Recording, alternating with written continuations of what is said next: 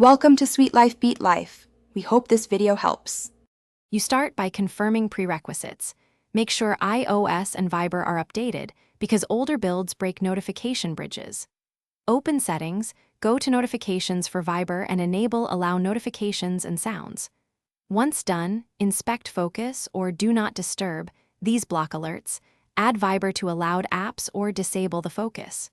You do this first to eliminate system-level blocks. Don't skip app-level permissions.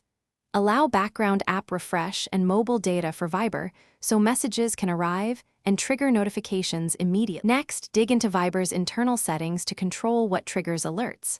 Open Viber, go to Settings then Notifications. Enable chat, group, promotional, and call alerts so the app sends proper signals to iOS. Then return to iPhone notifications and ensure lock screen, banners and badges are enabled.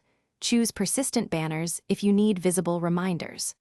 Also confirm background, app refresh, and mobile data are active for Viber. Otherwise, iOS may suspend the app and prevent timely notifications when it's not foregrounded. To finish, restart your iPhone. This clears stalled push connections, and force quit, then reopen Viber to re-establish notification hooks. If alerts still fail, sign out and sign back in. That refreshes your push token. As a stronger step, uninstall and reinstall Viber. It resets app permissions.